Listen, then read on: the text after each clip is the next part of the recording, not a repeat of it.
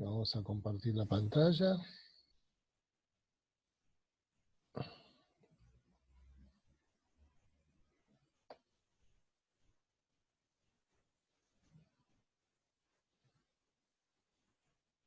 ¿Están pudiendo ver ya por ahí? Sí, se ve. Muy bien, muy bien. Muy bien, perfecto. ¿Qué tal? Buenas tardes. Bueno, entonces, lo que les propongo que veamos hoy es este temario sobre la explotación y manejo de recursos naturales. Y estos son a grandes rasgos algunos de los temas que vamos a tratar, ¿no? Es decir, bueno, una descripción de cuáles son las características que se están dando a nivel global y en algunos casos local sobre la explotación de los recursos naturales. ¿Cuál es desde la biología el aporte que realizamos como ecólogos fundamentalmente en lo que hace al marco teórico de cómo debería abordarse la explotación sustentable de los recursos naturales? Y también de alguna manera después pasar a ver cómo esto que aporta la biología entra en contacto o interactúa con otros aspectos, como dice ahí un poco el título, cuando las ciencias naturales interactúan, por ejemplo, con las ciencias económicas o con las sociales o incluso hasta con la psicología en algún aspecto, ¿no? Es decir, esto que aporta la biología, cómo interactúa y en definitiva qué ocurre en la práctica con la explotación de los recursos naturales, como una manera de integrar otros saberes, otros conocimientos, otras disciplinas en este manejo y tratar de evaluar, ahora ya sí más integralmente desde la biología de la conservación, algunas tendencias que se están registrando en la actualidad sobre cómo encarar la explotación responsable, como dice ahí, de los recursos naturales o de los commodities. Esa es un poco la propuesta. Me baso en aspectos que hemos visto en los libros de texto, pero también en los informes que a este aspecto presenta, por ejemplo, la WWF, como este informe Planeta Vivo. Bueno, muy bien. Como siempre les digo, si alguien quiere hacer alguna pregunta, consulta, directamente prende el micrófono y arranca. Para mí mejor que en el chat, porque a veces estoy más pendiente de ver la presentación que lo que están escribiendo. ¿De acuerdo? Muy bien. Siéntanse libres entonces.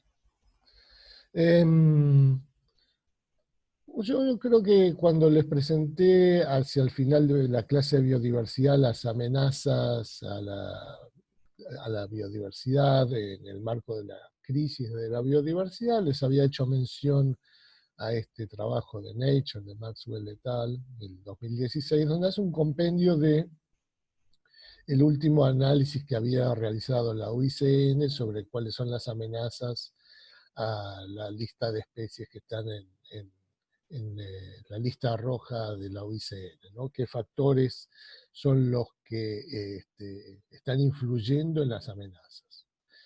Y en ese trabajo surge que lo que vamos a ver hoy, digamos, el tema de la sobreexplotación, es de la lista del libro rojo de la OICN, la que es considerada como la que cuenta con más ejemplos.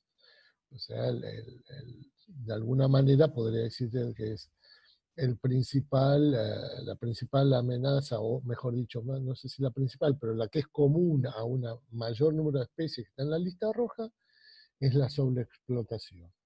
Y eso incluye logging, como dice aquí, o sea, tumbar árboles, bosques o leña, la caza, la pesca y la colecta de plantas, por ejemplo, por solo mencionar algunas.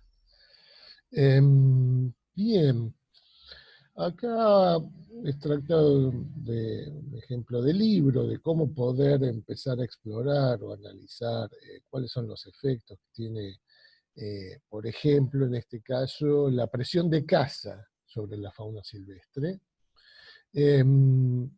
Y vemos en este gráfico dos ejemplos en un mismo gráfico que corresponden a una región en el Congo, en el centro de África, en África ecuatorial, tropical, y otra en Amazonia, en América del Sur, los símbolos en blanco, ¿no? Son distintos datos que muestran cómo es la producción estimada de biomasa de fauna silvestre en cada una de esas comunidades en donde se estudió eh, la producción, y por otro lado, cuál es la extracción de carne para consumo local por esas comunidades. De manera tal que lo que tenemos en esta línea de trazo grueso, esta diagonal, sería una línea exacta de indiferencia en donde todo lo que es producido por el sistema es extraído vía extracción por caza.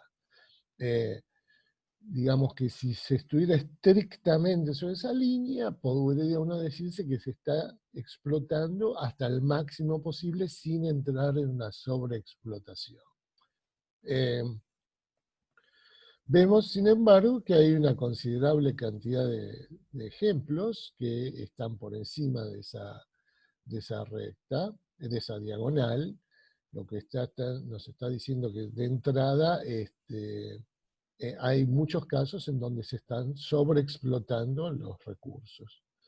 Pero en realidad, ¿cómo esta línea puede tener un error de estimación o por cuestiones, digamos así, de principios más precautorios, tal vez lo más conveniente no sería manejarse estrictamente con esta diagonal por los errores de cálculo, ya les digo, estimaciones que esto pueda tener, y en realidad sería más conservativo y más prudente y a la vez más convincente tomar esta línea punteada como un reaseguro, es decir, eh, no extraer absolutamente todo lo producido. Si vemos, entonces, en este caso, si fuéramos más conservadores, entrarían todavía muchos más ejemplos de situaciones, particularmente en el Congo, no así tanto en la Amazonia, donde se está extrayendo productos de caza por encima de lo que el sistema está proveyendo. Eso puede ser por la densidad de población que hay, por los medios de subsistencia locales que hay, por las características de los sistemas, etc. Pero es un rasgo, digamos, de un ejemplo bastante de libro, por lo tanto, que me parece que ilustra bastante bien, por ejemplo, los problemas relacionados con la presión de caza sobre la fauna silvestre. Fíjense que acá saqué esto de hace algunos años, pero creo que continúa esto activo, es decir, no tenemos que irnos ni al Congo ni a la Amazonia para ver la presión de caza sobre la vida silvestre, aunque en este caso no es para consumo, sino que es para caza, en este caso para la caza de palomas. Fíjense cómo se publicita desde medios turísticos, o no sé de qué tipo de emprendimientos son estos, estrictamente, pero como incluso en nuestro medio vemos lo que es la presión de caza, en este caso deportiva, supuestamente, para poner un nombre, miren lo que puede ser el producto de una excursión de caza de un día, y miren la cantidad de balas de escopeta que se tiran, ¿verdad? O sea que quería dar también una especie de cuál es la magnitud de estos fenómenos, de qué estamos hablando cuando hablamos de explotación de recursos naturales o de fauna silvestre en general, ya sea para consumo o para caza. Tenemos fenómenos como estos, ¿no? Otro aspecto igualmente sensible de lo que es la explotación de recursos naturales de flora y fauna silvestre tiene que ver con el tráfico de fauna. Acá una noticia que daba cuenta de una confiscación en este caso eran tortugas, pero ya vemos también acá hay cuerno de marfil, etc. Y esto es una recopilación bastante reciente de un trabajo aparecido en el año 2019 en Science, donde describe para todos los vertebrados cuál es justo me está tapando a mí mismo, no puedo ver el título exacto, pero dice cuál es el comercio global de fauna silvestre de vertebrados en el globo, ¿no? Y digamos a nivel general, casi un quinto, una de cada 5 especies de vertebrados es objeto de comercio internacional, a nivel global. Esto es desglosado por el grupo de vertebrados que estemos analizando, y acá desglosado como, donde vemos, según el grado de amenaza que presenta en la lista de la UICN, vemos que incluso especies amenazadas, en estado de peligro o en peligro crítico, están siendo objeto de comercio, o sea que en principio está totalmente vedado. Y esto es para los vertebrados en general, y acá de nuevo esto mismo desglosado ahora para distintos grupos, para los distintos grupos de vertebrados, ¿no? O sea que a modo general podemos decir que una de cada 5 especies conocidas de vertebrados son objeto de comercio, que eso que incluso a veces un tercio y hasta un cuarto, un tercio, involucra especies que están con algún grado de amenaza, y que eso es particularmente intenso para algunos grupos, por ejemplo, de aves y mamíferos. O sea que de nuevo, este trabajo me parece que describe la magnitud de qué estamos hablando en términos de explotación de vida silvestre, de vertebrados en particular. ¿Alcanzaron a ver algo sobre esta convención CITES en los trabajos prácticos ya, o está previsto verlo?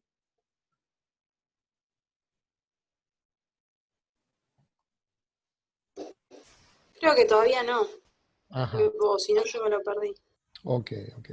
Bueno, pero entonces paso, digo, para ver con qué grado de detalle más o menos les describía esto en el marco de esto que estoy introduciendo y presentándoles del comercio de fauna, así como hay una convención de diversidad biológica, hay una convención o la convención Ramsar sobre humedales, o sea, esfuerzos internacionales de conservación.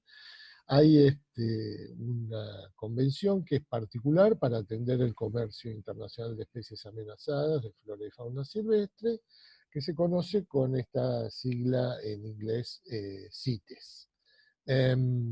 Y que fundamentalmente, digamos, lo que atiende, lo que procura es regular y atender entre todos los países, o sea, tiene una conferencia de las partes, como la tiene la Convención de Diversidad Biológica, o como la tiene el panel de cambio climático, etc.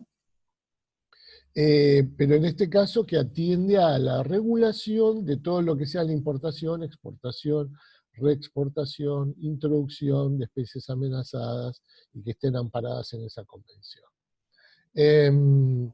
Y básicamente, ¿en qué consiste? En organizar a las especies que son objeto de comercio dentro de 3 apéndices. Cuando una especie está en el apéndice 1, se considera que es una especie en peligro de extinción, y que solamente se autoriza el comercio de especímenes bajo circunstancias excepcionales. Las del apéndice 2 son las que se habilita algún tipo de comercio, pero que debe ser compatible con su subsistencia. Y la del apéndice 3 son casos particulares en las que algunos países solicitan una atención especial para alguna especie. Digamos que se le otorga una suerte de diferencia en el tratamiento a algunos países que así lo justifiquen para no verse afectado por una especie en los mismos términos en los que está en el apéndice 1 o en el apéndice 2. Son para casos más locales o donde una especie tiene una particular relevancia en el comercio y tratar de amparar circunstancias más particulares que pueden presentar algunos países. Entonces las conferencias de las partes consisten en reuniones periódicas donde se asignan las especies dentro de estos apéndices o algunos países solicitan mover una especie de un apéndice al otro, etc. En eso consistiría a grandes rasgos en la forma de funcionamiento de esta comisión y que lo que intenta atender es a este tema del comercio que es el comercio ilegal de flora y fauna, luego de las armas y las drogas, es el tráfico ilegal que mayor actividad económica representa, digamos, para dimensionarles un poco de qué estamos hablando otra vez, ¿no? Perdón, David, una consulta. Sí, a ver, ¿quién me habla? Rocío. ¿Perdón? Rocío. Rocío, sí, decime. Quería consultar si el criterio que usan para asignar a los distintos apéndices a estas especies es compartido con la IUCN o en realidad es un criterio propio de esta Sí, organización, es una buena digamos. pregunta, porque, digamos, por lo que mostré aquí, daría la impresión de que no es muy estricto, o sea, deberían contemplar esto, ¿no? Es decir, acá estamos viendo que especies que la UICN considera amenazadas están siendo objeto de comercio.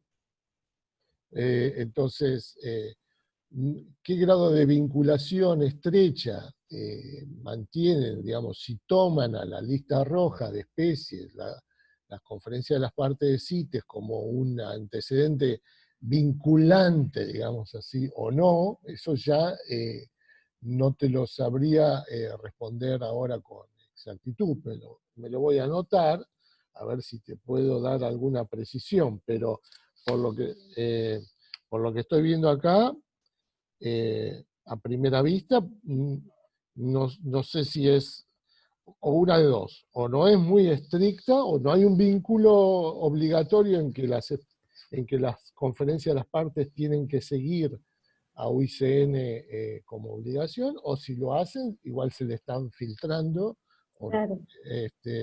si no, no se explicaría cómo especies amenazadas, como las que están acá está registrado. Superen el Claro. 25%. Contesto con esto, déjame que lo averigüe, pero digamos, no sé si eso te da una primera indicación de... Sí, sí, perfecto, muchas gracias. Listo, no, gracias a vos. Pasemos, por ejemplo, a ver qué ocurre en términos de explotación y uso de productos maderables. O sea, también, como vimos, el logging, como estaba señalado ahí, que no es lo mismo que clarear para explotar, para transformación y cambio de uso, sino que acá lo que estamos viendo es explotación de la madera como recurso. Es extraer madera, pero para su explotación como recurso y no como conversión hacia otro tipo de usos de la tierra. Y lo que estamos viendo acá, estos también son informes que periódicamente realiza la FAO, cada aproximadamente unos 5 años, donde actualiza la evaluación de los recursos forestales mundiales. Hay uno del 2015, pero a mí me gustó más esta figura que en el 2015 no está, y me parece que muestra bien lo que le quería destacar ahora, que, fíjense, muestra lo que es la extracción de madera en los distintos continentes y para dos usos radicalmente distintos. Para el rollo industrial, o sea, para uso industrial, de lo que es la leña, que es para uso doméstico fundamentalmente, ¿no?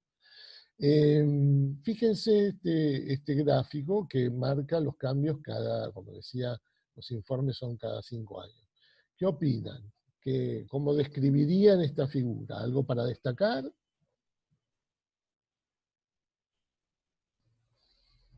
¿Algo que les llame la atención?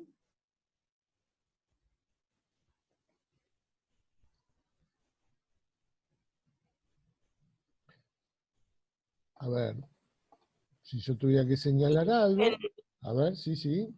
¿Quién prendió ahí? No, bueno, que en África y en Asia el uso es mucho, está dedicado más al uso doméstico de leña, en cambio en Europa, en Norteamérica, el uso está mucho más asociado al uso industrial, digamos, eso como Claro. a primera vista es como... Efectivamente. O sea, el significado que tiene este recurso a nivel global cambia según en qué continente estemos parados. Y digamos, los volúmenes también, digamos, fíjense, en Oceanía, en relación porque es un país menos habitado también y que posee menos superficie boscosa probablemente que los otros, las tendencias de extracción de madera son menores y son exclusivamente para uso industrial, no para consumo doméstico. En cambio, en otras realidades, como en África o en Asia, la madera tiene un significado en la vida cotidiana de los habitantes, porque es su principal fuente de combustión. O sea, así está el mundo, digamos, repartido, digamos, para que interpretemos, ¿no? O sea, los volúmenes pueden ser en Asia casi la misma en valor, en volumen, lo mismo que en Europa o en Norteamérica. Pero lo que representa la vida cotidiana para los habitantes de un continente y del otro es marcadamente distinto. Efectivamente. Y en África también sucede algo parecido. Sudamérica es un nivel intermedio entre esos dos aspectos, ¿no? Entonces, me parece que para entenderla después, qué pasa con los recursos naturales, por qué son explotados de la manera que son explotados, si son sustentables o no, también viene a cuento entender a qué uso se destinan la explotación de recursos, ¿no? Vimos antes que en la Amazonia y en el Congo se los explota para consumo directo. O sea que también son realidades muy distintas de en otros países, regiones del globo, donde el consumo de la fuente de proteína animal la provee el ganado doméstico, ¿no? Entonces, esto me parece que quería destacárselo porque me parece que les da un marco a lo que vamos a discutir después. Y otra de las cosas que también son relevantes, a veces en el marco de la explotación de los recursos naturales, es que hay toda una serie de productos forestales que no son maderables. O sea, la explotación de un bosque no necesariamente es para extraer madera, o para muebles, para la industria o para leña, sino que también pueden ofrecer alimentos, para miel o planta ornamental, etc. Y son otros aspectos que se busca fomentar porque de alguna manera la explotación de estos recursos conservan la fisonomía del ambiente de la cual provienen y no su sustitución. Entonces, a veces hay un intento de poner esto en valor. No es para que presten atención estrictamente a las cifras, que además, por otro lado, no creo que estén actualizadas, sino más que nada para conceptualizar esto de que hay productos no maderables en un bosque que son de relevancia, que se proponen explotar, como una forma de mantenerlo bajo la forma de bosque y no incentivar o desincentivar a su conversión, ¿no?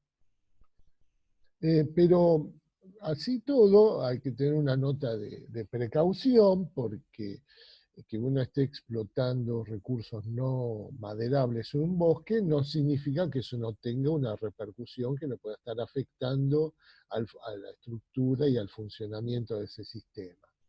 Este es, de nuevo, un ejemplo del libro de Grum, que muestra el caso de la nuez de Brasil, o castaña de Pará, que es este arbolito, y que se aprovechan estas semillas, le da este fruto, donde se mantienen a los árboles en pie y se extraen, se cosechan, en este caso, las nueces, las castañas de Pará.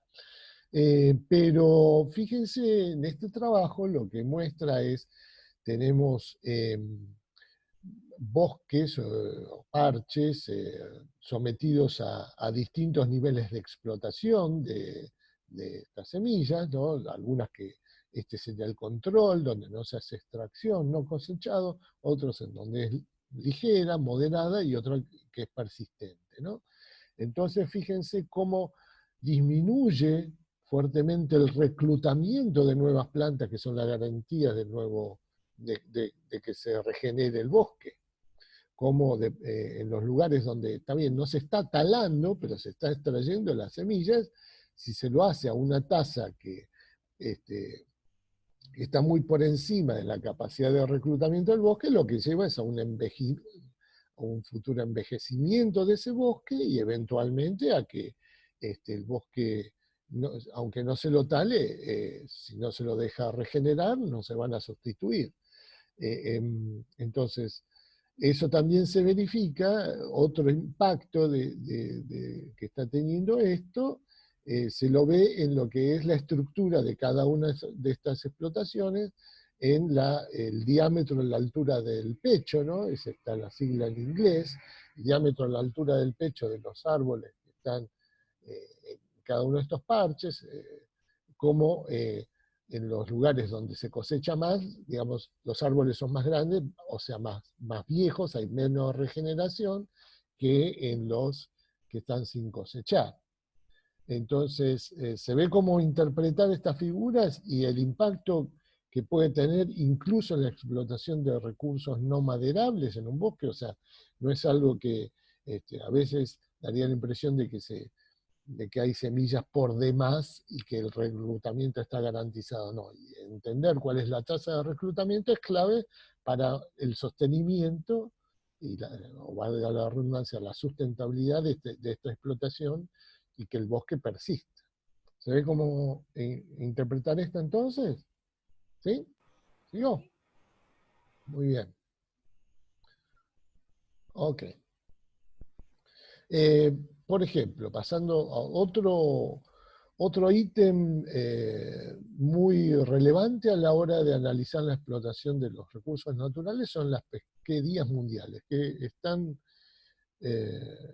bien estudiadas, o bastante bien estudiadas, pero que por más que estén bien estudiadas no quiere decir que se las esté explotando de la manera adecuada, ¿no? En efecto, fíjense esta figura, a ver, dígame si está animándose, fíjense las manchas rojas, cómo se van expandiendo, que están indicando distintas, y el año aquí abajo, que va indicando cómo con el correr de los años, cada vez son más las zonas de pesca donde se está pasando del pico de explotación, o sea que se están siendo sobreexplotadas, ¿no? O sea, de nuevo, esta es la magnitud de los fenómenos. En este caso ya estuvimos viendo caza, estuvimos viendo madera, y ahora estamos viendo pesca. Bueno, este es un poco las características del mundo que les estamos dejando, jóvenes. Bueno, también un poco lo recibimos nosotros, más o menos, en su momento. No pudimos tal vez hacer todo lo que se podía haber hecho, qué sé yo. Me pongo filosófico, pero me parece que es importante que lo concienticen, que se aproximen a cuál es la problemática. Les había adelantado entonces en el informe Planeta Vivo de 2016 que analiza algunos de estos temas, y efectivamente de este trabajo extraje este gráfico que muestra cómo una fracción importante de las pesquerías están siendo sobreexplotadas o a veces explotadas en su totalidad, y cada vez son menos los porcentajes de las pesquerías que se consideran que están todavía dentro de un margen sustentable de subexplotación. Perdón, yo les presenté esto, pero no me acuerdo, o están familiarizados, conocen o han oído hablar de estos informes Planeta Vivo que presenta la WWF todos los años, o es la primera vez que toman contacto con esto, porque quizás se los presenté así y di por sentado que lo conocían. No sé si, díganme por favor. ¿Conocen? Bueno. Yo no en particular. Juan. Hola Juan, ¿qué, no te escuché bien? ¿Qué decías? Que yo no, nunca los había visto. Ah, bueno. Entonces, se los presento, digamos. Conocen a la WWF, es la organización esta del panda, que la World Wildlife Fund, el Fondo Mundial para la Vida Silvestre, es una organización global con representación en muchos países. En el nuestro no está representada por WWF Argentina propiamente, sino que es la Fundación Vida Silvestre Argentina la que tiene los sitios hormigueros, la que, digamos, es la entidad que anexa, asociada a esta organización y que la representa localmente. Entonces, bueno, tal vez después les mande algún link o suba al campus a algún lugar donde puedan acceder a este tipo de informes, porque periódicamente van revelando, por un lado, el estado de la biodiversidad, con que tiene un índice que se llama Índice Planeta Vivo, justamente, y a veces en cada año elige un tema en particular para tratar. En el 2016 tomó que se llama Riesgo y Resiliencia en una nueva era, y como parte de ese informe presentó esta figura que les estoy mostrando aquí.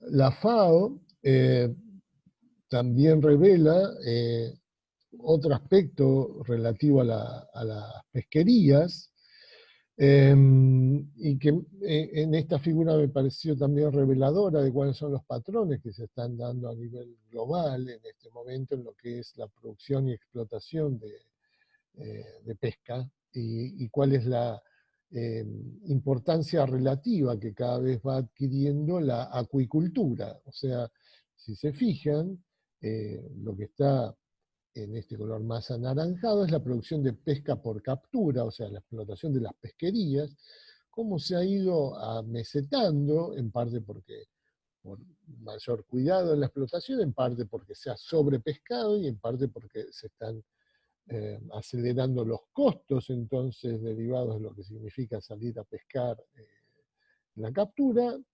Y esta serie de aspectos entonces se está conduciendo, fíjense, a que a nivel global, en las últimas 2 décadas aproximadamente, ha ido en auge la acuicultura, o sea, la producción ahora de peces, mariscos,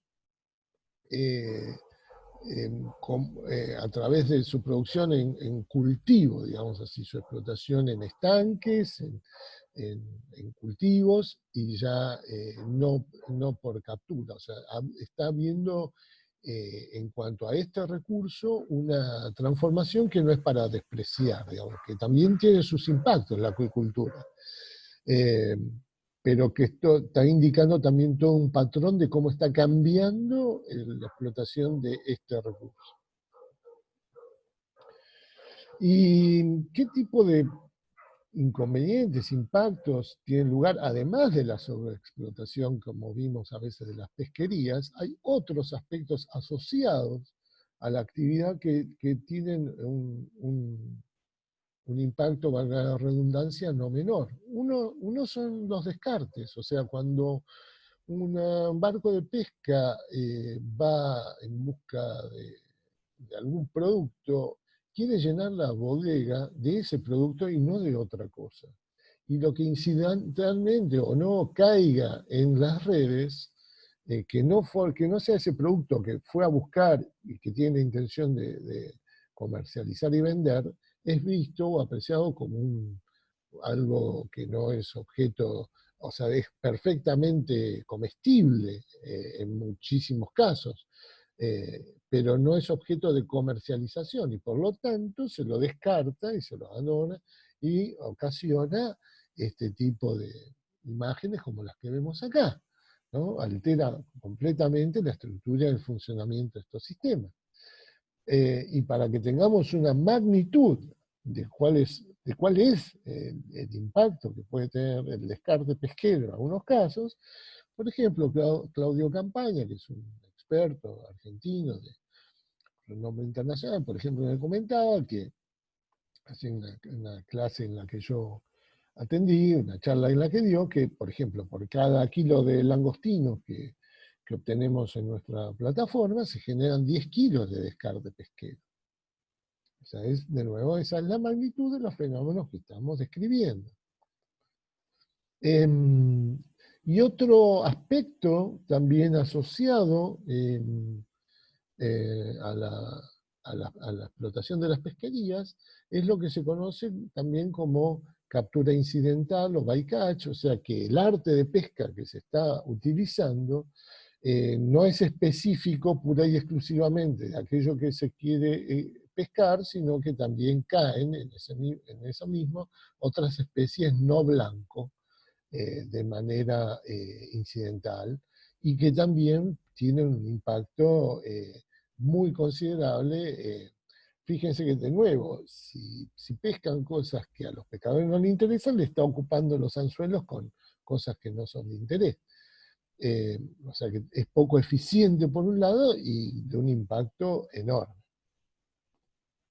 Y acá vemos también de nuevo cómo se intenta atender, por ejemplo, esta es una noticia de hace algunos años que salió en un diario local creo que era de Patagonia o del sur de la provincia de Buenos Aires, cómo se procura reducir el impacto de estos fenómenos utilizando vía control, por un lado, vía los controles, pero también vía regulaciones que intenten mitigar los fenómenos. Por ejemplo, en este caso, utilizar líneas de espantapájaros, que es otro aspecto no deseable que están atrayendo aves a consumir, que afectan la actividad y además afectan a los cardúmenes. O sea, esta es la complejidad en lo que se ven enfrentados quienes están queriendo atender estos temas. Bueno, hasta acá entonces un breve, sintético panorama de distintos aspectos que hacen a la explotación de recursos naturales, pasando desde la explotación de fauna silvestre, el tráfico muchas veces ilegal, la explotación de productos maderables y no maderables, y algo de la pesca, ¿no? Un breve panorama, un pantallazo, de decir, bueno, ¿de qué estamos hablando? ¿En qué nos vamos a meter?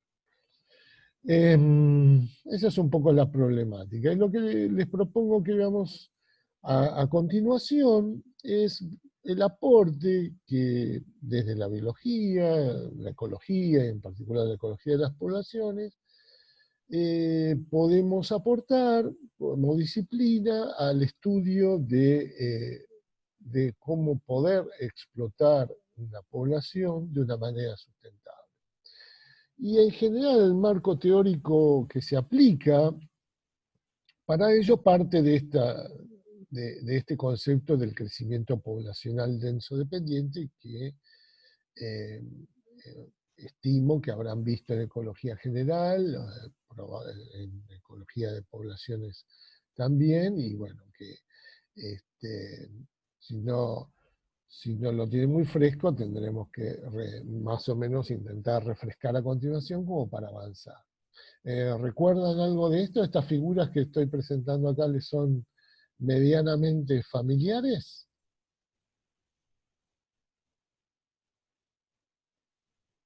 ¿Vale? Sí, vienen de hace tiempo, pero sí. Bueno. Entonces vamos a refrescar. Lo que tenemos representado acá es cómo la tasa de crecimiento de las poblaciones muchas veces está regulada.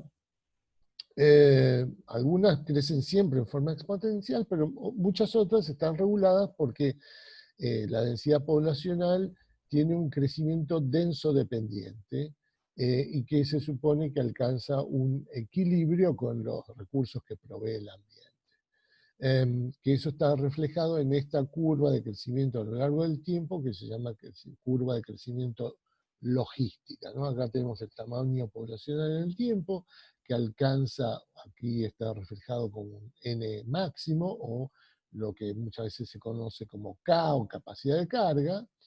Y en este caso, en este gráfico aquí arriba a la izquierda, lo que está representado es cómo es que tiene lugar esta curva de crecimiento denso dependiente. Lo que tenemos es que a bajas densidades, la población crece a su máximo potencial, la reproducción es máxima, la mortalidad es mínima, y hay una alta tasa de crecimiento. A medida que aumenta la densidad de la población, la tasa de reproducción tiende a disminuir y la de mortalidad a aumentar, hasta que en algún punto la reproducción y la mortalidad se cancelan, alcanzan los mismos valores, y ese sería el punto de equilibrio al que alcanza la población en el tiempo, ¿no?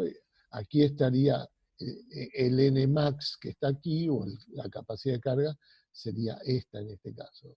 De manera tal que si la población por alguna razón está por encima de este valor, la mortalidad está por encima de la reproducción y tiende hacia este punto de equilibrio. En cambio, si está por debajo de estos valores, la reproducción está por arriba de la mortalidad y tiende a aumentar. Con lo cual esto sería un punto de equilibrio estable. Hasta acá estos conceptos, ¿se entendió esta descripción que hice o fui muy rápido? Si se entendió, sigo. Si no, si alguien quiere hacer una pregunta, métase nomás, ¿de acuerdo? Bueno, paso entonces. Bien, a ver, esperen que me estoy tapando porque tengo abiertos los participantes. Muy bien. Entonces, si esto es así, teniendo en cuenta estas características de cómo crecen las poblaciones con una tasa de crecimiento poblacional denso dependiente, estamos en condiciones ahora de llevar esta idea a la explotación de un recurso, y tratando de establecer cuál es el rendimiento máximo sostenido, o en inglés conocido Maximum Sustainable Yield, que puede ofrecer una población. O sea, ¿cuál es el mayor tamaño de biomasa que yo puedo extraer de la población sin sobreexplotarla? Y que me va a volver a recuperar y a devolver esa cantidad al tiempo siguiente. Sería así, un poco básicamente la idea. Entonces, lo que está representado ahora acá es de alguna manera la derivada de la figura esta anterior que les presenté aquí. Lo que estoy viendo es cuál es la tasa que estoy extrayendo, o la diferencia, la diferencia entre de la reproducción y la mortalidad a medida que aumenta el tamaño de la población. Entonces, como les contaba antes, cuando la población es muy pequeña, es mucho lo que crece, la tasa a la que crece, entonces cada vez un mayor aporte de biomasa que puede ser extraída. Después, cuando llega a este punto de inflexión, que está aquí, cambia la pendiente de esta curva y la población sigue creciendo, pero se está desacelerando la velocidad a la que está creciendo. Hasta aquí, hasta el punto de inflexión que estaba acá, la población aumenta y está creciendo y se está acelerando. Pasado este punto de inflexión, sigue creciendo, pero ya de manera desacelerada, y aquí ya deja de crecer y se mantiene ahí. Entonces, eso es lo que se refleja. Aquí sería el equivalente a lo que ocurre en el punto de inflexión que mostraba antes. La población sigue creciendo, pero la biomasa que está entregando como nueva producción a la siguiente generación está cada vez más disminuyendo, hasta que cuando llega al N máximo, a la capacidad de carga, la población no crece más, y ya no entrega una nueva biomasa. Alcanzó toda la biomasa que puede entregar. Entonces, si esto se entendió, ¿qué veríamos? Que si yo llevo a la población a la mitad de su capacidad de carga aproximadamente en este punto, es cuando la población estaría entregándome la mayor biomasa que puedo extraer de ella. Dicho en otras palabras, si llevo a la población en lugar de a n max, a este punto de inflexión, que es aproximadamente n max sobre 2 en k sobre 2, para este modelo, si logro llevar a la población a este valor, es cuando la población va a estar entregándome la mayor biomasa que podré sacar de ella sin sobreexplotarla. Entonces, desde la ecología, de la ecología de poblaciones, manejo de poblaciones, lo que está sugiriendo este marco teórico es que existe en principio una posibilidad de explotar de manera sostenible a las poblaciones y de manera extrayendo la máxima biomasa posible de ellas si la llevo a la mitad de su capacidad de carga. Esa sería la conclusión con implicancias prácticas que tiene este marco teórico. Me interesa saber si hasta acá vamos bien y se entendió. Yo por lo menos pude seguir el razonamiento. Qué bueno. Gracias. Quería hacer una pregunta. Entiendo que esta clase de estudios, este conocimiento, se tiene hace bastante tiempo, ¿cierto? Sí, digamos que es una idea que ya se maneja desde hace algunas décadas, pero que persiste, sí. Digamos, se sigue ahora está muy simplificada, como vemos. Preguntaba si hasta acá se había entendido porque lo quería saber, quiero empezar a complejizar esto, digamos, pero para eso quería saber si hasta acá más o menos se llevaba, porque dicho así, esto tiene muchas limitaciones, de las que tenemos que... es plausible como idea, como concepto es interesante, pero hay que entender que esto funciona dentro de algunas situaciones muy particulares y que tiene sus limitaciones, como por ejemplo, considera que el ambiente no cambia, que todo esto que estoy relatándoles es como que el ambiente es constante, o sea, acá está en equilibrio y el ambiente siempre se va a mantener en estas condiciones, de manera tal que hay un único valor en esta ecuación para K, para la capacidad de carga, y eso no es así. Entonces hay que entender qué pasa cuando cambia K. También, como les dije antes, los parámetros K, R, ¿no? O sea, la tasa de reproducción, la tasa de mortalidad, este R, este valor Nmax, que sería este punto de equilibrio, todo tiene, esto es teórico, y acá estoy en el pizarrón, pero después cuando quiero estimar esto en el campo, tengo que tomar datos y hacer estimaciones que tienen su error, con lo cual no es muy estricto, y hay que tener, como vimos antes en el caso de Congo y de la Amazonia, de ser, digamos, ser más cautos en cómo se obtienen esas estimaciones, ser conservativos a la hora de estimar, teniendo presente que uno puede cometer un error en esas estimaciones y que podría incurrir una sobreexplotación por un error de cálculo, un error de estimación, etc.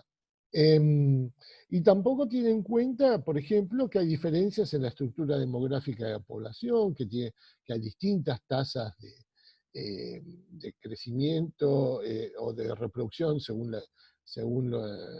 la edad del individuo, la talla del individuo, el peso del individuo. Entonces, acá están todos los individuos de una población tomados como iguales y sacando un promedio general, pero no es lo mismo sacar individuos grandes de una población que individuos pequeños, etcétera, etcétera, etcétera.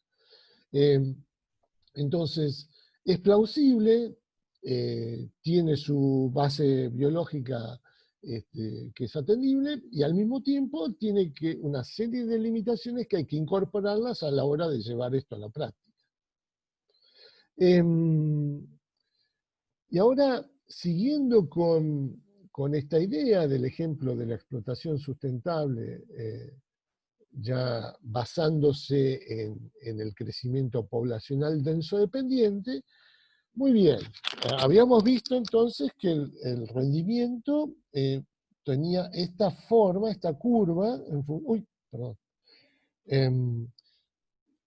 esta curva, seguía esta curva en función de la densidad de la población, ¿no? Que el máximo estaba en la mitad. Muy bien.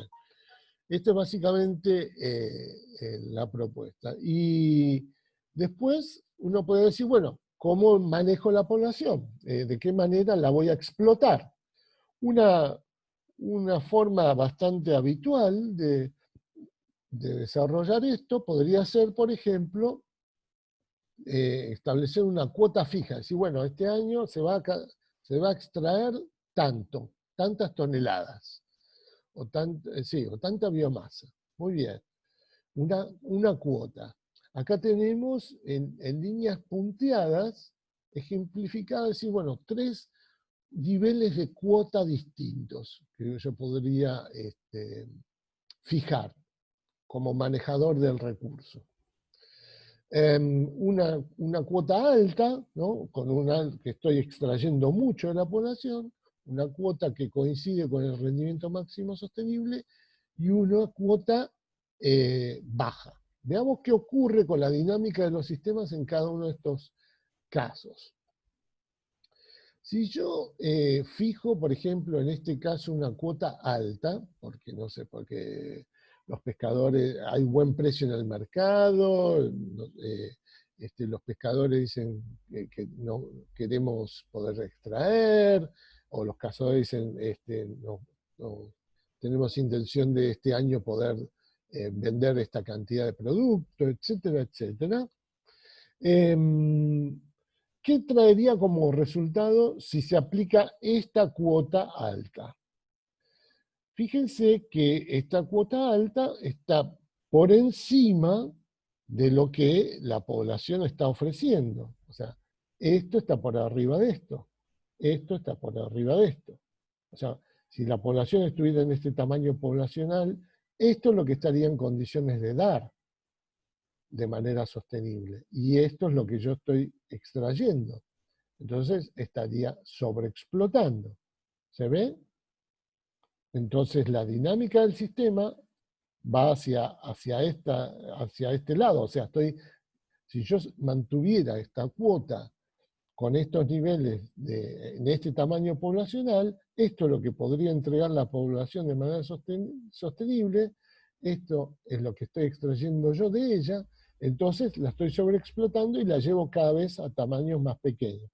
Y no hay ningún punto en donde entre en ningún tipo de equilibrio con lo que la población está ofreciendo. Con lo cual, si se fijara este nivel de cuota, estoy sobreexplotando a la población y la estoy llevando a su extinción. Esa sería la consecuencia. ¿Qué pasa si utilizo este otro nivel de cuota que es más bajo y que coincide en este punto justo con la que yo había calculado que era la que teóricamente ofrecía el máximo rendimiento sostenible? ¿Se acuerdan que decía que si llevaba a la población a la mitad de su capacidad de carga, era cuando me ofrecía la mayor biomasa que en principio podía dar de manera sostenible a la población? Bueno, sí, muy bien, hice los cálculos, los llevo acá. Es decir, no, está bien, voy a poner este nivel de cuota.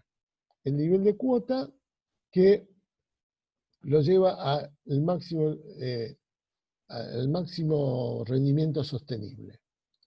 Muy bien, entonces cuando analizo este otro escenario, veo que hay aquí un punto de equilibrio. O sea, hay un nivel de cuota que coincide con un valor que está ofreciendo la población, que es cuando está en la mitad de su capacidad de carga.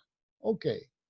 Entonces, si estuviera en este punto, si estuviera justamente en este punto, la población estaría en un equilibrio, porque me estoy llevando de ella lo que la población me está entregando. Justo ahí está en equilibrio. Ahora, para analizar el tipo de equilibrio de una población, de un punto de equilibrio, perdón, la forma de analizar la estabilidad de un punto de equilibrio es viendo qué ocurre en un entorno de ese punto de equilibrio. Si la tendencia es a volver a ese punto, entonces se estaría tratando de un equilibrio estable. En cuanto me alejo, tiende a volver. Pero si cuando me alejo de ese punto no se tiende a volver, si la dinámica del sistema no tiende a volver, sería un sistema inestable que podría conducirla hacia otro entorno.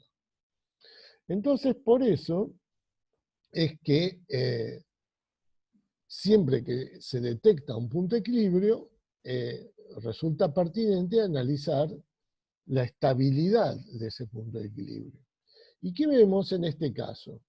Acá teníamos un punto de equilibrio, ¿no? Justo ahí, si yo saco estrictamente eso en este dibujo teórico, yo estoy extrayendo de la población exactamente lo mismo que está entregando.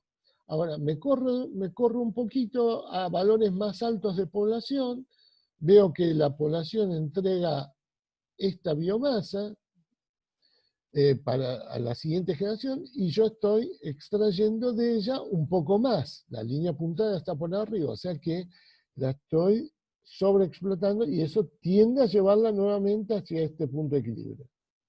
Ok, ahora, ¿qué pasa si la población por alguna razón se corre un poquito a la izquierda de este punto de equilibrio? Si está por acá. Si está por acá, la cuota que yo fijé está por encima a lo que la población está entregando.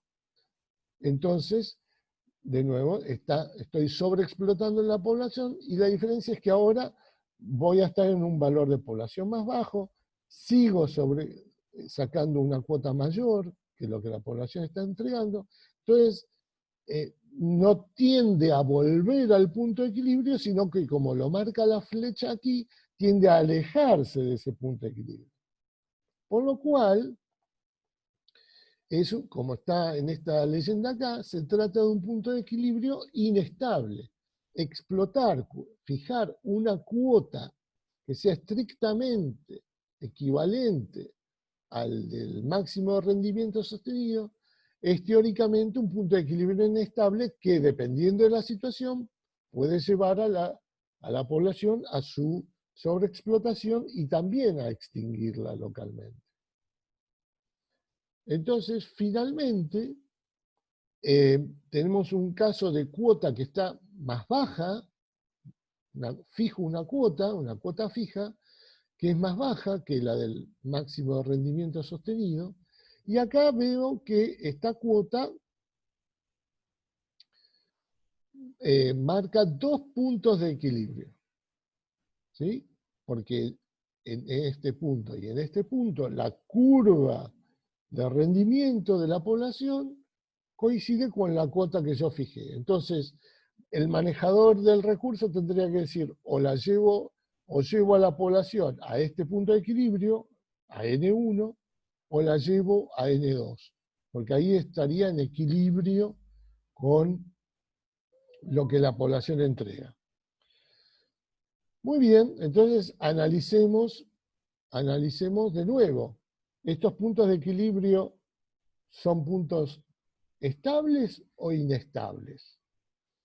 Acá, como se puede ver, ya un poco les va anticipando la leyenda qué es lo que está pasando. Cuando la población está en este punto, de nuevo, si me alejo un poco de este punto, la población tiende ahora a crecer,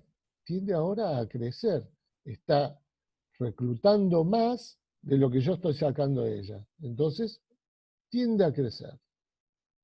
Y si me corro un poquito por debajo de ese valor, veo que estoy extrayendo de la población más de lo que la población está ofreciendo, entonces acá en esta región la estoy sobreexplotando y la estoy llevando a su extinción. Entonces, este punto de equilibrio N1 tampoco es estable, porque puede permitir que la población siga creciendo o que continúe sobreexplotando. No tiende a volver a él. En cambio, si llevo a la población a N2, con esta cuota, y la llevo acá, ¿qué encuentro? Un poco lo que muestra acá esta dinámica. Que si la población está por encima de N2, extraigo más de ella de lo que la población me está ofreciendo, con lo cual tiende a volver a este punto. Y si está por debajo de N2, por ejemplo aquí, la población está creciendo más rápido de lo que yo estoy sacando de ella, con lo cual tiende a aumentar. Entonces, en este caso, y de todos los casos que hemos visto acá, solo en este caso, ¿qué estamos viendo? Que una cuota que está por debajo de una cuota fija que está por debajo del rendimiento máximo sostenible, permitiría a la población que yo la explote de manera estable si pongo una cuota que está por debajo del rendimiento máximo sostenible y que está entre el N máximo y el N del IK sobre 2. Digamos. Solo en esas condiciones habría posibilidades de explotar a la población, en principio de manera sostenible, mediante una cuota fija. ¿Se entendió un poco el análisis hasta acá? ¿Alguien quiere hacer una pregunta? Bueno, avanzo. Entonces, en principio, bajo ciertas condiciones particulares, la explotación con cuota fija permitiría una explotación que fuera sostenible. Pero en la práctica, a veces pasan cosas como estas que vemos acá, que oscilan muchísimo los rendimientos de las poblaciones y están sujetas a riesgo de sobrepesca. No parece ser demasiado confiable el mantener siempre una cuota fija. Porque en la práctica, como le dije, después lo vamos a ver con más detalle, los aspectos biológicos se enfrentan con aspectos económicos, sociales, etc. Entonces, también hay otra modalidad propuesta, de decir, bueno, ¿qué tal si explotamos el recurso, pero no estableciendo una cuota fija? Sino que lo que establecemos son cuotas mejor dicho, perdón, más que cuotas, esfuerzos constantes, más que una cuota que vamos a sacar siempre lo mismo, sino que lo que vamos a hacer es extraer, el rendimiento va a ser una proporción del tamaño de la población. Ya no es una cantidad fija, sino que es una proporción del tamaño de la población. Y esa proporción va a depender del esfuerzo que yo aplique, que es cada una de estas pendientes. Una pendiente suave es un esfuerzo más bajo, y una pendiente muy alta es un esfuerzo muy grande. Y Q es un factor que habla de decir, bueno, por cada esfuerzo que aplico, cuál es la eficiencia que tiene ese proceso. Entonces, fíjense que en este caso, la forma de graficarlo, cuando eran cuotas, las líneas punteadas eran paralelas, porque no importaba lo que me proponía acá como objetivo era sacar una determinada cantidad. Y esa cantidad la fijaba de antemano, que podía ser alta, coincidiendo con el máximo rendimiento sostenible, o sea, una cuota baja. En cambio acá, lo que me propongo es extraer una determinada proporción de lo que hay en el stock. Una determinada proporción de lo que tiene el stock en ese momento. Ya no depende de conocer estrictamente cuál es el tamaño de la población. Y en general, como ven acá, se tratan todos casos de, si extraigo proporciones relativamente bajas, son estables estos puntos de equilibrio, cuando lo que hago es un esfuerzo constante. El único caso en el que yo estaría sobreexplotando la población es aquel que pongo un esfuerzo tan alto en que el esfuerzo es mayor a la tasa de crecimiento. Entonces, cuando se hace una explotación proporcional con esfuerzo constante, se puede demostrar, como ve un poco la dinámica de cada figura, que todos los equilibrios a los que se alcanza son estables en tanto que el esfuerzo sea menor que el R con el que crece la población. En este caso es un caso en donde el nivel de esfuerzo es tan alto que es mayor al R de la población, y en este caso sí la está sobreexplotando y llevando a extinción. Entonces, son como dos de los aspectos a tener en cuenta desde el punto de vista teórico de cómo manejar una población. ¿Con cuota fija o con esfuerzos constantes? Y en general acá algunos ejemplos, de nuevo, del libro, que muestran que cuando se estudian y se sigue la dinámica de las poblaciones de manera eficiente, hay buenos datos y hay consenso, el resultado puede alcanzarse. Acá, este es el caso, por ejemplo, de la marta americana, que es explotada con interés pelífero en los bosques boreales de América del Norte. Y acá está van haciendo año a año una estimación de la abundancia poblacional, se van fijando entonces año a año los niveles de cuota, y más o menos, salvo algunos cambios, en general la cosecha, o sea, lo que se extrae, está un poco por debajo de la cuota, pero sigue más o menos esa forma. Cuando eso se hace, se logra que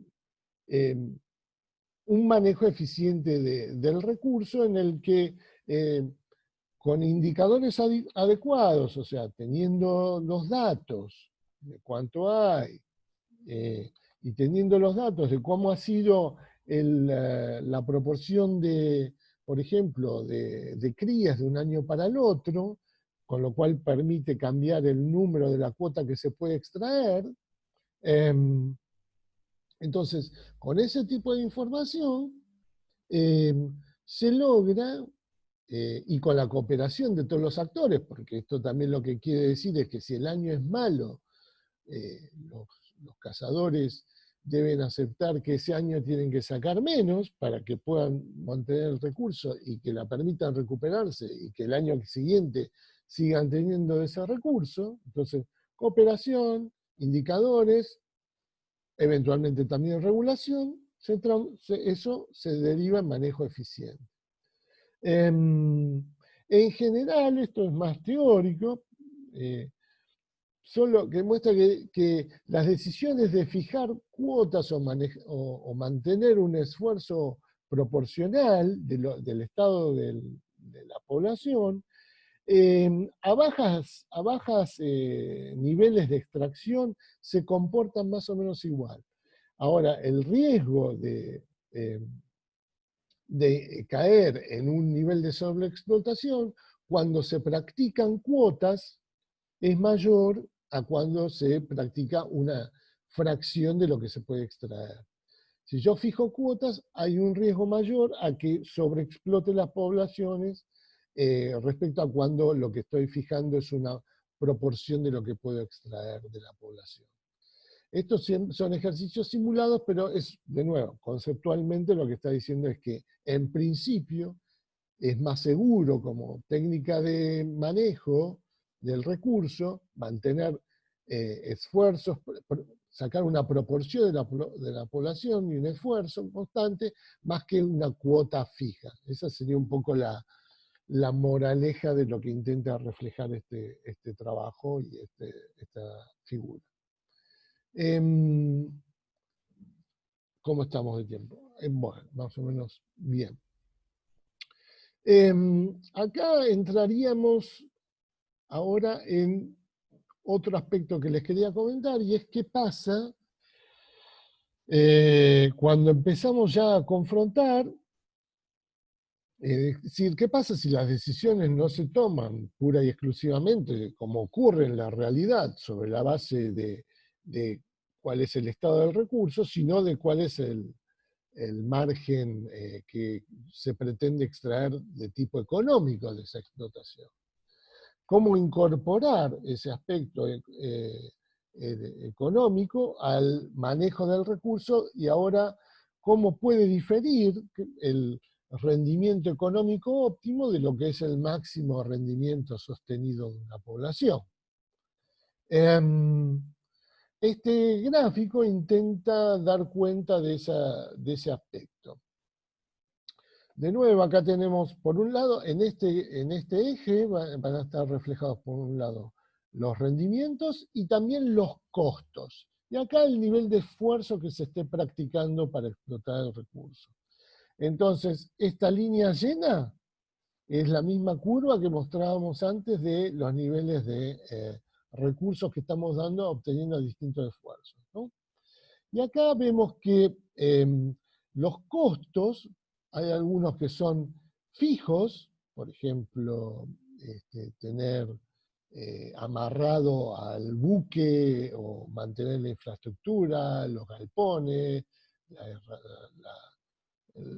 las herramientas que se necesitan, tienen un costo fijo, y que a eso se le puede sumar un costo variable, por ejemplo, el costo de combustible que tengo, va a ser mayor el costo del combustible o el costo de mano de obra, o si contrato más gente por más tiempo. Entonces, el costo total del emprendimiento de explotación del recurso va a ser la suma de esos dos, que va a depender de los costos fijos y de los costos variables. Supongamos que son estos, ¿no? Acá está el costo total, entonces es esta diagonal punteada. Y por esta curva, dijimos que era la del rendimiento, que vemos que también tiene un máximo y después comienza a decaer. Entonces, toda esta zona de color pintada es una zona donde los márgenes del negocio son positivos, donde yo logré económicamente sacar más de los costos que tuve. Pero, digamos, el máximo se está obteniendo en esta zona de la tangente. O sea, la mayor diferencia no se obtiene en cualquier zona. Acá es bajita, acá es muy bajita. Acá es donde obtengo el máximo.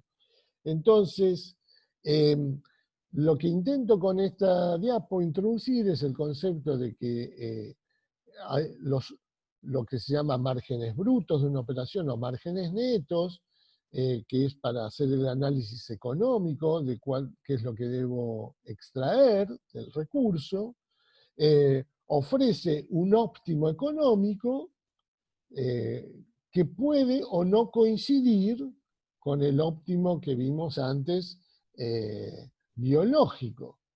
Con lo cual, entonces, ¿qué ocurre si, por ejemplo, el óptimo económico indica que tiene que estar por encima del óptimo biológico? ¿Qué consecuencias prácticas podría llegar a traer eso?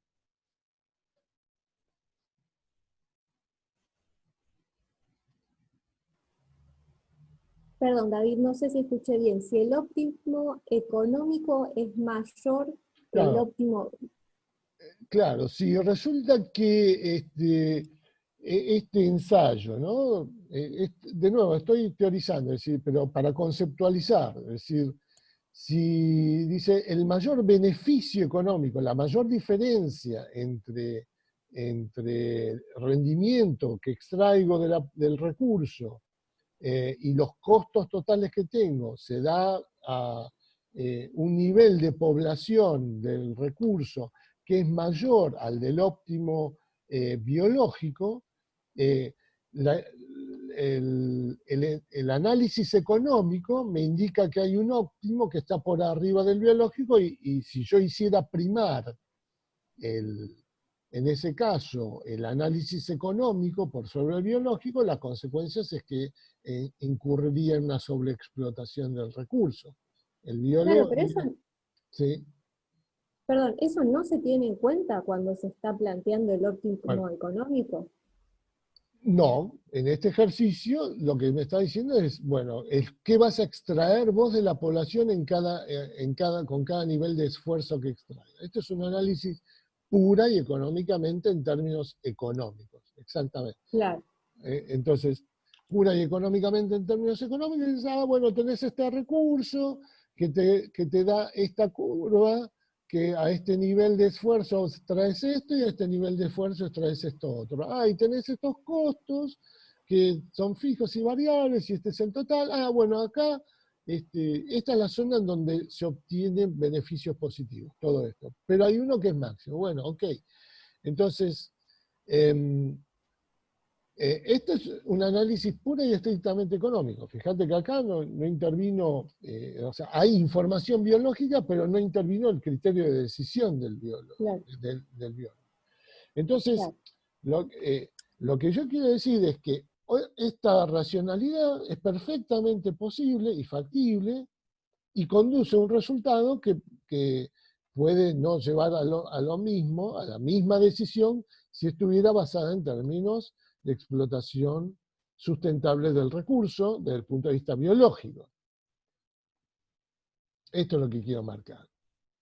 Entonces, acá es cuando vemos las consecuencias prácticas del manejo de recursos basado en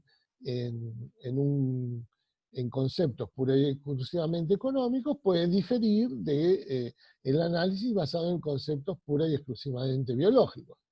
Bueno, y eso por no tener en cuenta qué impacto social puede tener para una ciudad, por ejemplo, como Puerto Madryn o Mar del Plata, que le digan, no, este año no podemos salir porque, o a San Antonio este año no se puede salir porque hubo un problema.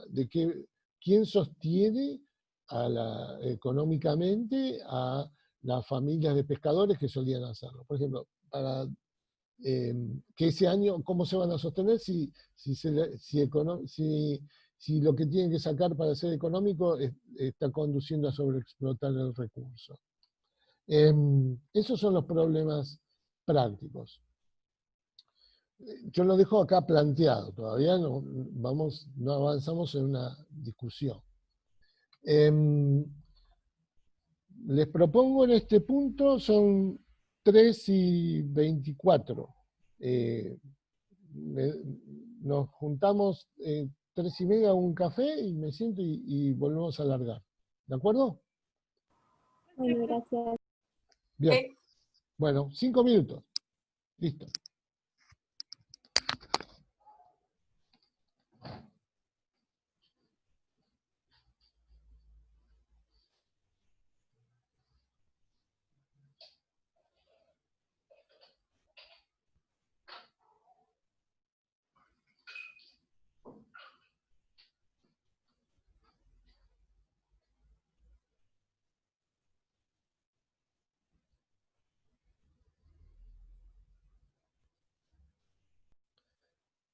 nuevamente a grabar. Ujú, aquí.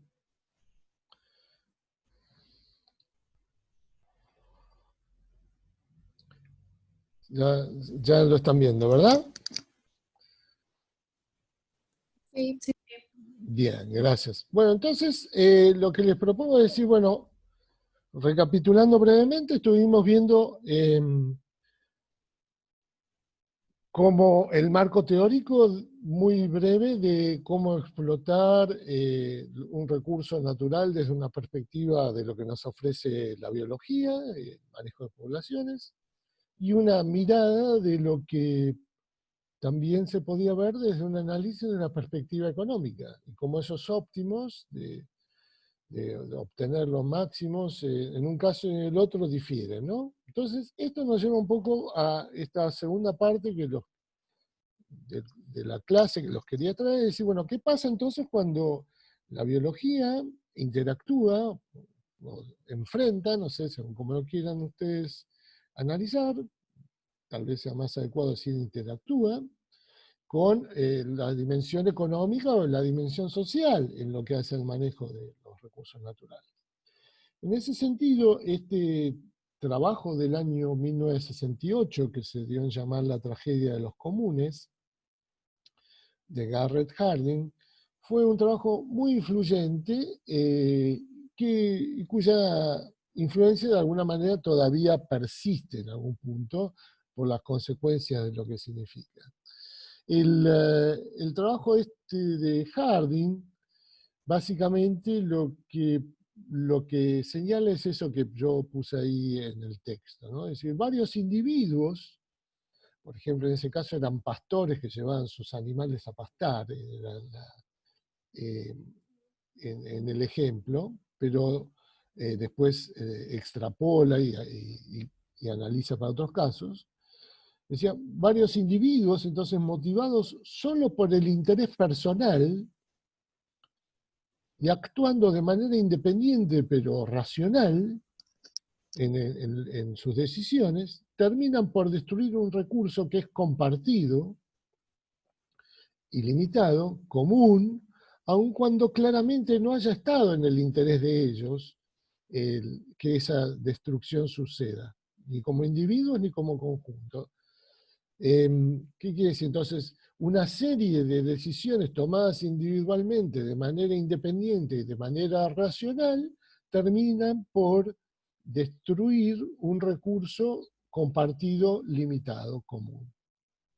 Se ve el punto de lo que está queriendo señalar este trabajo así muy por encima. Yo sé que estoy, bueno, pero quiero ver si se ve lo que está queriendo decir. ¿Qué consecuencias trae esto? Es decir, no estuvo la intención, no hay una, digamos así, una intención o una maldad, por decir, sino que es la forma en la que están actuando las decisiones, lo que está operando sobre ellos, lo que lleva a tomar esas decisiones, y el resultado es que destruyen el recurso. Entonces, ¿qué consecuencias trajo eso?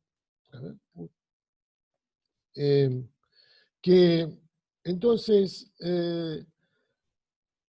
lleva la sobreexplotación de los recursos que estamos viendo, según esta interpretación, es el resultado lógico, digamos así, esperable, alcanzable, de esta forma de trabajar. Es decir, vienen distintos barcos, cada uno a explotar el recurso, barcos estos que son camaroneros, ¿no?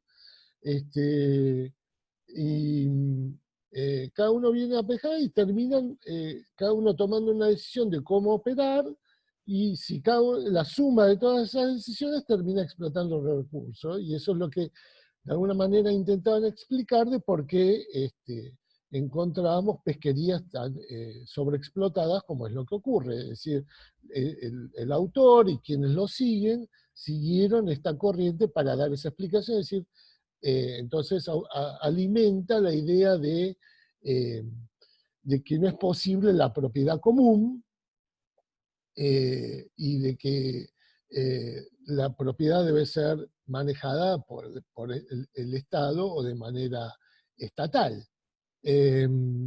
Por ejemplo, ¿no? O sea, tiene que haber un manejo que no sea el resultado de decisiones tomadas de manera individual, porque se varía a estas consecuencias que están narrando. Entonces esto ha tenido, como dice acá, un impacto enorme, este trabajo en economía, en psicología, en ciencia política, en sociología, etc. Y ha recibido también revisiones y críticas, porque también teóricamente sonaba plausible, pero también limitado porque dejó afuera otra serie de consideraciones. Y algunos, por ejemplo, también extrapolaron este concepto a que estamos desarrollando la idea de la tragedia de los comunes a nuestro hogar común, que es la Tierra, y que, digamos, llevando al límite la idea esta de la tragedia de los comunes, en definitiva estaríamos destruyendo el planeta de esa manera. En cambio, otros también dicen que este tipo de análisis dejó afuera otras series de consideraciones sobre cómo que existen otros elementos, otras herramientas que no fueron incorporadas en el análisis y que, por ejemplo, dice que aquí en este recuadro de este trabajo que revisa 20 años después al trabajo, dice la evidencia acumulada de los últimos 20 años indica que la propiedad privada, estatal o comunal son todas potenciales formas de manejo de los recursos que son viables, y se necesita una teoría más completa que lo que Harding incorporó, incorporando, por ejemplo, arreglos institucionales, factores culturales para un mejor análisis y predicción. Entonces, esto como una primera manera de introducir cuáles son las consecuencias de cuando el manejo de recursos es visto ya no solo de un aspecto biológico, sino interactuando con la economía y con la sociedad en su conjunto. Y digamos, lo visto hasta acá se podría resumir en estos dos párrafos, ¿no? Que los paso a leer. La biología provee un marco teórico entonces que permite comprender las respuestas de las poblaciones a la explotación y desarrollar una serie de herramientas las cuales en principio permitirían realizar un manejo sustentable de las mismas. Pero que sin embargo, esta teoría no puede ser puesta en práctica sin un claro entendimiento de cuáles son las motivaciones que impulsan a las sociedades humanas a la explotación de dicha especie, o sea, cuáles son las alternativas disponibles, cuáles son los efectos del manejo sobre la población, cuál es el valor actual y futuro de las especies a explotar, etc. Y esto abre, digamos, a lo que sería un poco lo que quiero describirles a continuación, de cuál es el estado actual, de cómo es la perspectiva con la que se mira desde la biología de la conservación la explotación responsable desde los recursos naturales, que incorpore estos dos aspectos vistos básicamente hasta ahora, tanto el biológico como el económico, el social. Y una de las tendencias más marcadas que se registran son estos esquemas de certificación de explotación responsable de recursos naturales, y cuyo primer caso paradigmático, digamos uno de los más renombrados, es el de el FSC, conocido como Forest Stewardship Council en inglés, y de nuevo que este es un ejemplo de libro. ¿Están familiarizados con este logo? ¿Lo conocen? Este que está acá arriba a la derecha o acá en este tronco pintado acá. ¿Lo han visto alguna vez? Sí. Ah, ¿y dónde lo han visto? Yo creo que en alguna, no sé, en algún documental o en alguna película. No Ajá. sabía igual lo que era. Ahora creo que Claro, sí. yo tampoco sabía qué era. Che, que les va a agarrar una bronca bárbara a los que desarrollaron el logo, que no lo asocien con para qué se supone que fue. Por ejemplo, es muy común en resmas de papel. Lástima acá la virtualidad, por ejemplo, nunca compré una resma de papel y ver este logo acá. Claro, Claro. puede ser. Ahí va, Ah, ahí. bueno, ¿y qué quiere decir que tenga ese logo ahí? Lo que quiere decir es que tiene una certificación que sigue un estándar, una norma propuesta por... A ver, acá alguien mandó algo al chat. Sí, o en bolsas de papel de madera reciclado. Gracias, Flor. Por favor, abran el micrófono, porque para mí, si pueden, me ayuda más. Gracias. Porque a veces se me pasa el chat porque en mi pantalla tengo solo la presentación que les estoy compartiendo, ¿saben? Gracias. Entonces, efectivamente, los productos derivados de lo que se supone en este caso que es la explotación de un recurso natural como es la madera para muebles, la madera para papel, para bolsas, etcétera, que fue hecha bajo ciertos principios puestos en común. Bueno, entonces eso, quienes adhieren a esos principios, y eso ha sido verificado mediante una auditoría, que esos principios los están llevando a cabo en sus respectivas explotaciones, si lo desean, pueden obtener este reconocimiento que da cuenta que ese producto está siendo explotado de una manera responsable y que, por ejemplo, incluye principios como cumplir con la normativa legal, tener derechos de propiedad sobre la explotación que estén debidamente acreditados, que se respetan los derechos de los pobladores y de los pueblos indígenas, que hay buenas relaciones tanto con los trabajadores como con la comunidad, que se obtiene beneficio de los bosques, a ver, no, ahí está, que se estima el impacto ambiental y se busca minimizarlo, que se desarrollan planes de manejo, que se realizan monitoreos y evaluaciones de las actividades que se llevan a cabo en la explotación, que se preservan áreas de alta conservación de bosques dentro de la explotación, o para casos particulares de las plantaciones.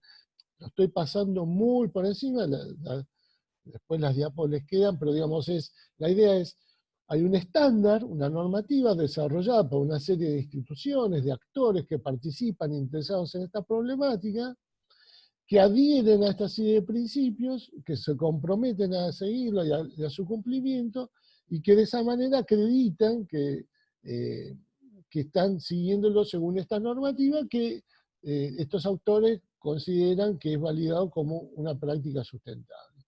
Bueno, esto acá tienen la página del FSC, con los países en los que esto se está desarrollando, cómo ha sido la tendencia de la certificación en aumento, o sea que esta tendencia está creciendo. Y hay muchas otras iniciativas por el estilo, por acá les puse muy poquitas, hay muchísimas más, podría haberle llenado esta diapo de logos. Yo, por ejemplo, participé en representación de la Fundación Vida Silvestre en el desarrollo de un estándar en su momento para la producción de soja de manera responsable, también toda una complejidad enorme, etcétera.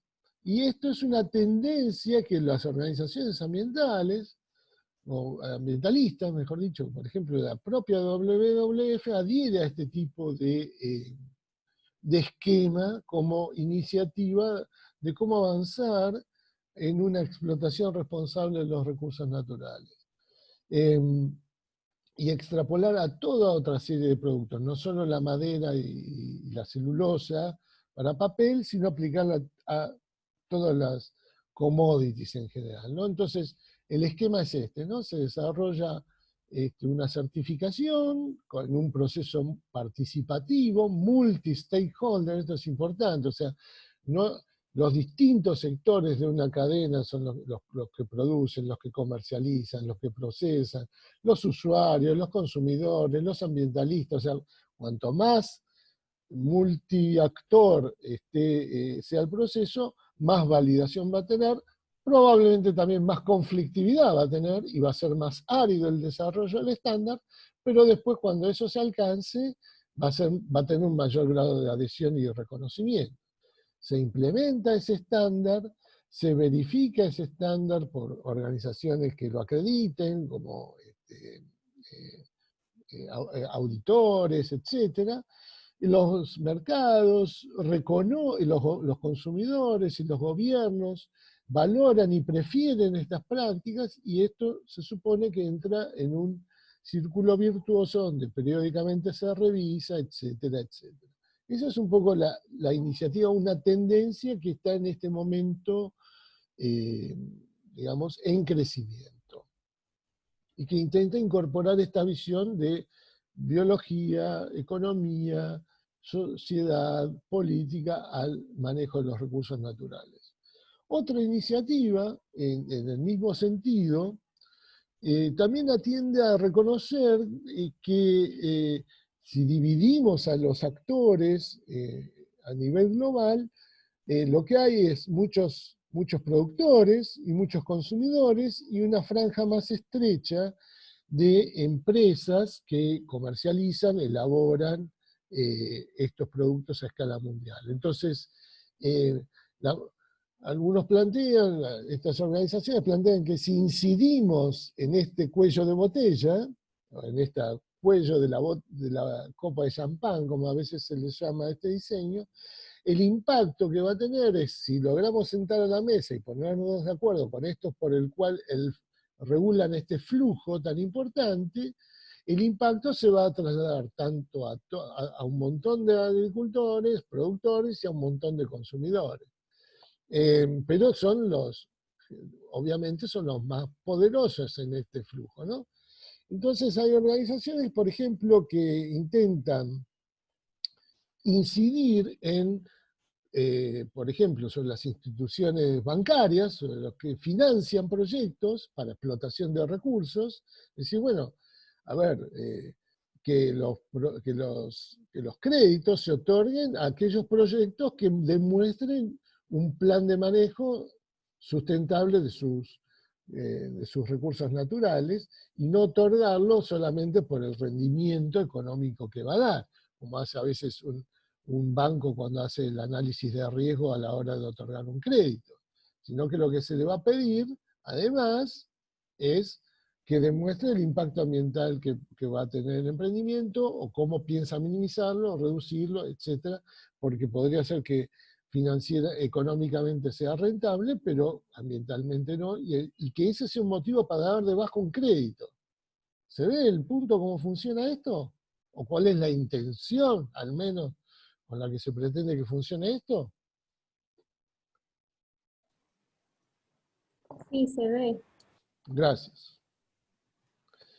Fíjense la relevancia que puede estar adquiriendo este tipo de influencias, de decisiones. Lo que muestra este gráfico es las 500 empresas del índice bursátil Standard & Poor's 500, que es uno de los índices que guían la bolsa en los Estados Unidos, en Nueva York. O sea, las 500 empresas de las más grandes que hay a nivel global. Cuando se ve el valor que tiene esa empresa, cómo se compone el valor de esa empresa, de sus acciones, se ha visto que a lo largo de los años, originalmente el valor era más por lo que se llama los bienes tangibles, por la infraestructura, por el personal, por lo que estaba en cosas que se pueden, digamos, tocar, como dice eso, ¿no? Tangible. En cambio, hoy en día se ha dado vuelta a la ecuación, y lo que más le da valor a una empresa, de estas grandes empresas, es lo intangible, es su imagen. Su imagen. O sea, lo que más afecta económicamente a estas empresas es que tengan una mala imagen. Entonces esto ha sido tomado también como una forma de incidir en que como las empresas por un lado van a tratar de cuidar su imagen, y por otro lado quienes proponen controlarlas, regularlas, o van a tratar de marcar o afectar su imagen. Entonces, por ejemplo, hay organizaciones ambientalistas, ¿no? Yo tomo como ejemplo la WWF porque es, digamos, una con la que estoy más vinculado y más sigo, ¿no? Pero no es la única, pero digamos sí marca tendencia a nivel global, es hacer un score, una especie como de semáforo de las empresas. Y entonces le dan un puntaje, de acuerdo a distintos ítems, en cuanto a su cumplimiento o no, por ejemplo, en este caso, a las compañías que comercializan alimentos. Grandes supermercados, grandes compañías manufactureras, etc. Entonces le dan un puntaje. Y entonces, como ven, se ven estos colores que ven acá. Y las empresas que se ven en el lado verde están contentas. Porque su imagen, recuerden, se va a ver más bien considerada y por lo tanto también valorada, y eso se va a traducir también en su valor de mercado que se va a incrementar. Entonces, hay una forma de actuar que intenta presionar a las empresas para que salgan de acá, de este lugar rojo, y que cada vez todo esto se tiña más de verde, digamos así. Sería un poco lo que se pretende alcanzar en este momento, en este punto. ¿Se ve cómo funciona? ¿O cuál es la propuesta? Acá tenemos, por ejemplo, Greenpeace, también, que es otra organización ambientalista internacional, hace otro tanto en este otro trabajo para hacer un score del grado de cumplimiento de un montón de empresas en distintos rubros, y fíjense cómo en este caso la valoración de Greenpeace sobre un montón de empresas, y parece que hay un montón de aspectos con los que incumplen, o cumplen parcialmente, pero en muchos casos no cumplen. Entonces, de nuevo, es otra manera de poner en evidencia cómo están llevando a cabo sus negocios, en este caso, explotación de los recursos naturales, las empresas. Y otro esquema que también se propone para para una explotación más responsable de los recursos naturales, son los esquemas que se llaman de comercio justo. ¿Oyeron hablar alguna vez de estas organizaciones o de este esquema de comercio justo? No. Bueno, ¿quién dijo no? Rocío. Ok. Bueno, entonces le cuento. La idea acá es, justamente, se basa en algo análogo a lo visto antes, a que cuando las familias campesinas no son compensadas o reconocidas económicamente por el fruto de su producto, muchas veces eso lleva a que sobreexploten los recursos, porque están tan mal pagas que la forma de compensar por el mal pago es, digamos, destruyendo más el hábitat, para decirlo muy, muy rápidamente. Entonces,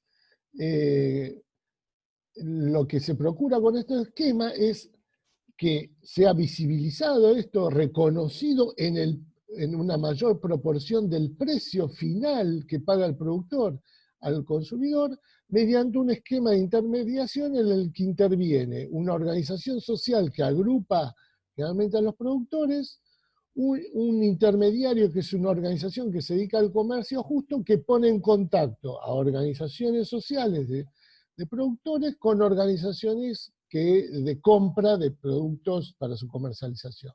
Y de nuevo aparecen logos, no sé si alguna vez han visto logos, como por ejemplo estos, que dan reconocimiento que ese producto que te está llevando de la góndola fue hecho con un esquema que tuvo en cuenta esta proporción donde va a parar más directamente una mayor proporción al productor. Y de alguna manera también atender a que, si mira, esto que estás comprando tiene una cadena de intermediación más corta, que le llega más rápidamente o una mayor proporción de este valor final al productor original.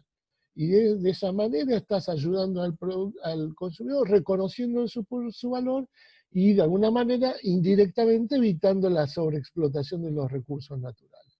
Ese sería un poco, de alguna manera, lo que ahora más modernamente, por ejemplo, pasa con los bolsones de frutas y verduras, por ejemplo, estaría un poco orientado en este esquema. ¿Conocen eso?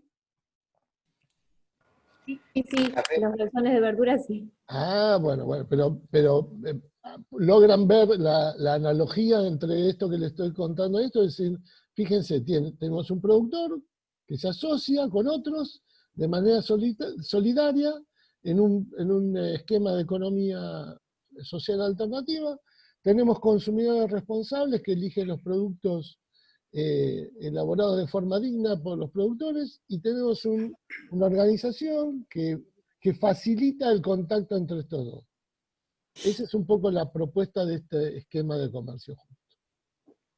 Yo conozco ese esquema en café ecológico, por ejemplo. Claro, sí, de hecho es de los que inicialmente llevaron adelante. ¿Qué tal, Jorge? Los que inicialmente llevaron adelante estos esquemas son en cacao y en café. Ahora se está extendiendo a otras producciones. Pero originalmente arrancó con esas.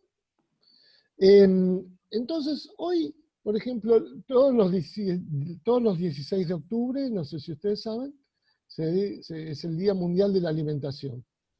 En ocasión del 16 de octubre de 2018, por ejemplo, la WWF hizo una nota, por ejemplo, donde hace una conexión muy clara, muy nítida entre lo que es la explotación de los recursos naturales con lo que estamos con el sistema alimentario y con qué estamos comiendo, cómo se produce lo que estamos comiendo, cómo llega a nuestra mesa. Y llama la atención sobre la relación entre estas dos cosas. Voy a tomar 5, 10 minutos máximo, pero agradezco su tiempo. Pero así cierro ya con esto. Y la propuesta es un poco, consiste en lo siguiente. Por un lado, en tratar de reconocer cómo debería ser una dieta saludable, ¿no? Estas pirámides a las que estamos habituados a ver, imagino yo, donde muestra decir, bueno, ¿cuáles son las raciones aconsejadas que tiene que tener una dieta sana? ¿No? Es decir, más de esto y menos de esto, en principio, ¿no? Pero tiene que tener de todo en estas proporciones. Y lo que le agrega la FAO es decir, bueno, veamos cuál es la huella ecológica que tiene producir cada uno de estos alimentos. Y en general, lo que se observa, la huella ecológica, ¿se acuerdan que esto ya se los presentó Javier, verdad? En general, lo que se puede observar es que en términos generales, los alimentos más desaconsejados, o mejor dicho, que hay que alimentar en menor proporción, son los que suelen tener una huella ecológica mayor. Con lo cual, o una huella de carbono mayor, o una huella de agua mayor.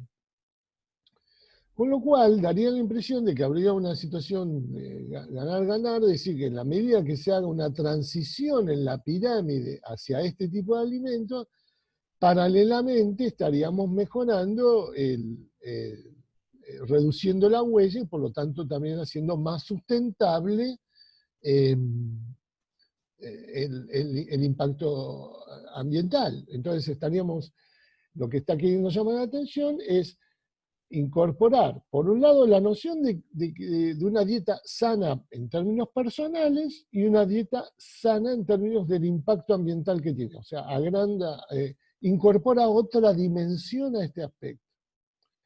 Y lleva también, en este caso, a diferencia de lo que mostré antes, donde el énfasis ponía la responsabilidad en el desempeño de las empresas, acá está poniendo el énfasis, en nuestro desempeño, digamos, en las decisiones que tomamos nosotros individualmente como personas que consumimos y nos alimentamos. Es otro énfasis. No sé si es tan fácil, en el sentido de que, por ejemplo, acá hay un campo enorme que se está abriendo cada vez más, no sé si están familiarizados con este tipo de trabajos, pero que cotejan el impacto ambiental que tienen distintas dietas, distintos tipos de dietas. La vegana, la dieta sana, la dieta vegetariana, la que reemplaza parcialmente a las carnes por alimentos basados en plantas, por ejemplo, este es un trabajo, acá tenemos otro, y así un montón. Pero entonces, de hecho, acá la revista The Lancet ha marcado un trabajo el año pasado, creo que fue esto, sí, 2019, donde lanzó esta comisión Eat Lancet, que sacó un documento muy importante donde también muestra para distintas zonas del globo cuáles serían los estándares recomendables de dietas de distintos tipos de alimentos, en qué estarían excedidos y en qué estarían en déficit en distintas, a nivel global y para distintas zonas del globo. Con lo cual, de nuevo, esta es otra tendencia, como les señalé antes, en el primer caso, en estos esquemas de certificación que les comentaba antes, o incluso en parte también los de comercio justo, el énfasis está puesto sobre todo en el desempeño de las empresas y en una regulación y control a cómo las empresas llevan adelante el manejo y explotación de los recursos naturales a través de la producción, el procesamiento, la comercialización. En cambio, en este último esquema, el énfasis está puesto en el otro extremo de la cadena, en nosotros como usuarios, como consumidores, como personas que nos alimentamos, cómo tomamos nuestras decisiones respecto de cómo nos alimentamos y a la hora de tomar esas decisiones, incorporar esta dimensión, decir, bueno, fíjate que lo que vas a llevarte a la boca, de dónde viene, cómo fue hecho, si es bueno para tu salud o no lo es, o etcétera, etcétera, etcétera. No sé si ustedes cuán conscientes son de ese tipo de esquema, o si lo tienen incorporado, si lo han considerado. Pero se ve un poco en la relación, eso sí me gustaría ver si se tiene claro, cómo es la relación entre las dietas y la explotación de los recursos naturales, por un lado, y el desempeño de las empresas y la explotación de los recursos naturales. Esos son los dos esquemas que están convergiendo actualmente a la hora de tratar de moldear políticas públicas y privadas en torno al manejo y explotación responsable de los recursos naturales. Bueno, de mi parte, esto era básicamente lo que me había propuesto presentarles hoy. No sé si alguno tiene alguna pregunta o duda. Si no, concluiríamos hoy por acá. ¿Alguna duda? ¿Alguna pregunta? No, yo preguntas no tengo, solo son cosas que no conocía, muchas de ellas, y la verdad es que me entusiasma bastante saber que existe este tipo de propuestas, de abordajes. Qué La bien. verdad es que me dan muchas ganas de leer. Bueno, entonces en ese caso intentaré ser un poco más selectivo. Hay mucha bibliografía, no quisiera atiborrarlos. Voy a tratar de ser selectivo y dejar disponible algunas cosas para su lectura. Eh, Ahora me va a tomar un trabajo a ver de qué elijo y qué no. Pero lo voy a dejar para quien quiera ampliar. O si no, me puede escribir. Si hay algo que le interesó, capaz que también Claro, pensaba individualmente. por ahí, Bueno, dale, dale. ¿Cómo no? mirar la clase y consultar Perfecto. particularmente por Sí, algunos. con mucho gusto. Dale, hagamos eso. Dale, dale. Genial, gracias. No, no, por favor. Bueno, ¿eso habrá sido todo entonces? Parece que sí. Bueno, será hasta la próxima, que estén bien, saludos y cuidémonos. ¿Eh? Que anden bien. Gracias, David. Gracias. Vale, Adiós. gracias. Gracias. Que estén bien. Gracias, gracias. Adiós.